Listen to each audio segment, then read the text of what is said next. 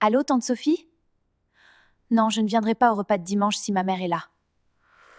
Je t'ai expliqué ce qu'elle m'a fait. J'ai besoin de couper les ponts.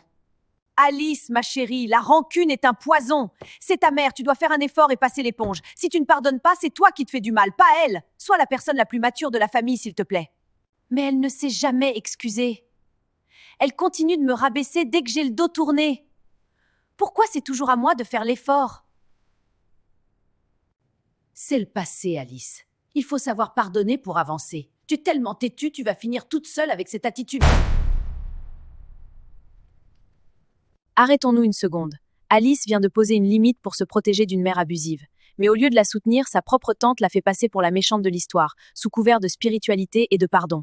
Bonjour, je suis Elisabeth. Aujourd'hui, on décode le fléau du pardon toxique. On va comprendre pourquoi la famille vous force à pardonner à vos bourreaux et pourquoi la colère est parfois votre meilleure arme de guérison. Ce que tante Sophie fait subir à Alice s'appelle le pardon toxique. Dans les familles dysfonctionnelles, affronter un parent toxique demande énormément d'énergie. La famille élargie déteste les vagues.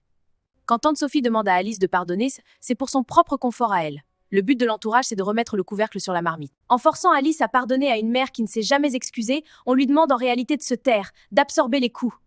Et de jouer la comédie de la famille heureuse pour que les repas de dimanche ne soient pas gâchés. Le pardon devient l'arme du silence. Écoute-moi bien, Alice. Cette rancune que tu entretiens, c'est du poison. Tu t'empoisonnes toi-même. C'est faux. Quand une personne franchit vos limites, vous manque de respect ou vous manipule, la colère n'est pas un poison. C'est votre système immunitaire émotionnel. La colère est la preuve que vous vous aimez assez pour dire « je ne mérite pas d'être traitée ainsi ». Si Alice pardonne prématurément pour être une bonne personne, elle éteint cette alarme vitale. Elle baisse son pont-levis et laisse à nouveau entrer le cheval de Troie. On confond trop souvent le pardon avec l'autorisation de recommencer. Lâcher prise sans pardonner. Alors, que doit répondre Alice à sa tante? Elle doit dire non. Vous n'avez aucune obligation morale de pardonner à quelqu'un qui n'a ni remords ni volonté de changer. Prenez votre temps. Vous pouvez totalement guérir de vos traumatismes, faire la paix avec votre passé et construire une vie heureuse.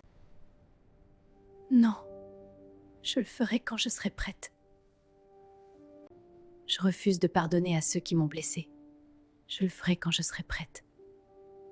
Ça s'appelle le lâcher-prise. Pardonner n'est pas un devoir, c'est un cadeau. Donnez-vous le temps de le faire avec amour et non par contrainte. Avez-vous déjà été forcé de pardonner à quelqu'un de toxique dans votre famille? Racontez-le moi en commentaire. Abonnez-vous à Elisabeth Décode et à très vite!